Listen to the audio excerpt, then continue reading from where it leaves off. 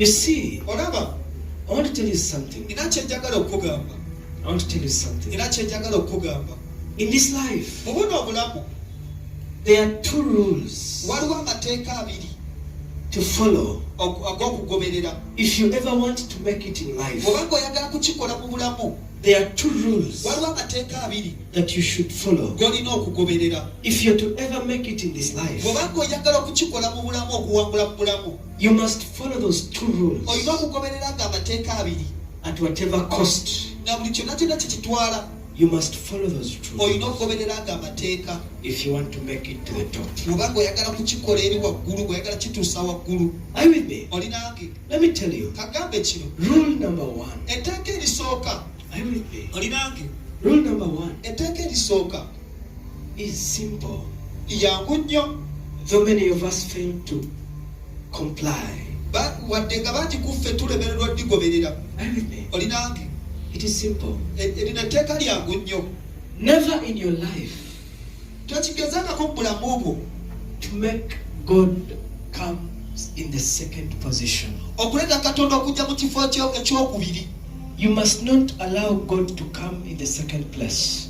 togezangako katonda kumuleetera kujja mu kifo kyakubiri mu bulamu bwo Are you with me? olinange In your life, mu bulamu bwo God must always come first. katonda alina kubeera nga yasoosowaza nga yasooka mu maaso Are you with me? olinange You must always put God first bulijjo olina okusoosanga katonda mu byonna if you want to make it in life. bw'obanga oyagala kukikola mu bulamu Are you with me? olinange Are you with me? olinange When you're going to your workplace, bw'obanga ogenda ku mulimu gy'okolera you put God first. katonda omusoosa mu maaso Are you with me? olinange You don't make any decision katokola kusalawo kwonna when you've excluded God. nga katonda obimugjeemu Are you with me? olinange In every step you're going to take, na buli mutendera gwonna gwonna gweyagala otwala mu maaso you make sure that God is involved. okakasa nti no katonda akyenyigiddemu Are you with me? You olinange involve God katonda omuleetera okukyenyigiramu in all your decisions, mu buli kusalawo kwo kwonna in all your plans, mu buli teekateekayo yonna in all your mu arrangements. byonna byonna byotegese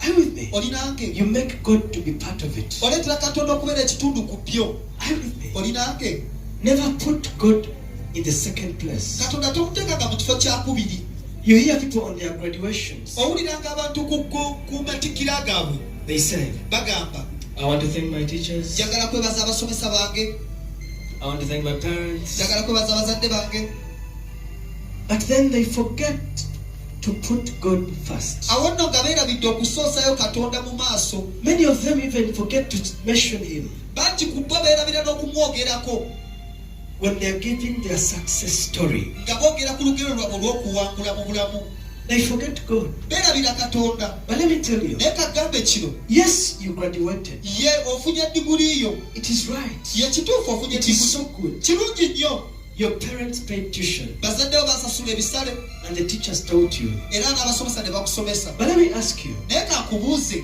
do you know that there are so many people naye omanyi nti nowali abantu bangi who had parents abaali balina abazadde who were rich? abagagga nno Parents who are willing to pay it all. abazadde abeewaddeyo okusasula buli kimu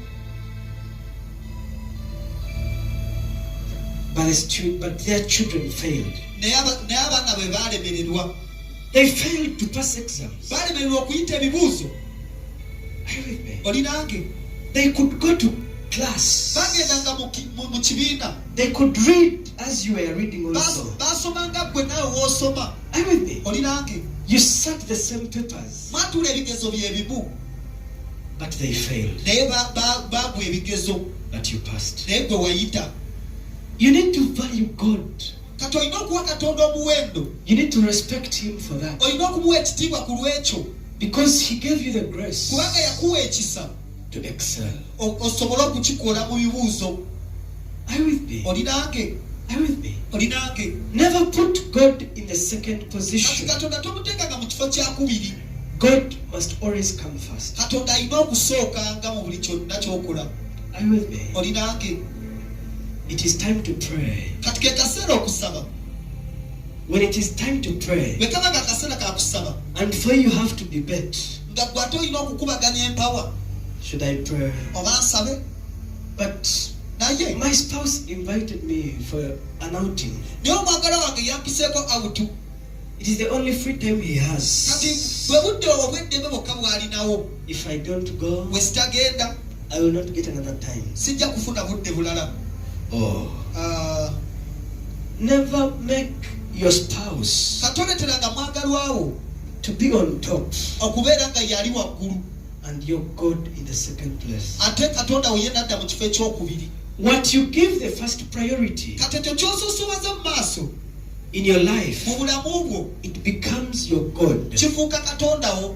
Are you with me? Oli nange Most of us, kati bangi kuffe we give much of our time to our jobs. obudde baffe obungi tubuwa nnyo emirimu gyaffe. Most of our time we give to our spouses. obudde baffe obungi tubuwa abaagalwa baffe, And we forget about God. awo ne twerabira katonda waffe. Many of us don't have time for God. bangi kuffe tetulina budde bwa katonda And we say we love Him. era nga tugamba nti tumwagala.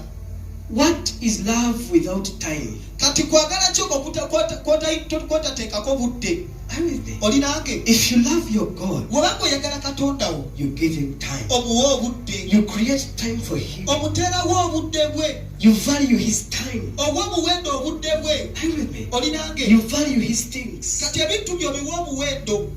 Are you with me? Oli nange Are you with me? oli nange I was telling you badde nkugamba of the rules badde nkugamba kwaga amateeka that you should follow g'olina okugoberera if you ever want to make it in this bw'obanga life. oyagala okukikola mu buno obulamu.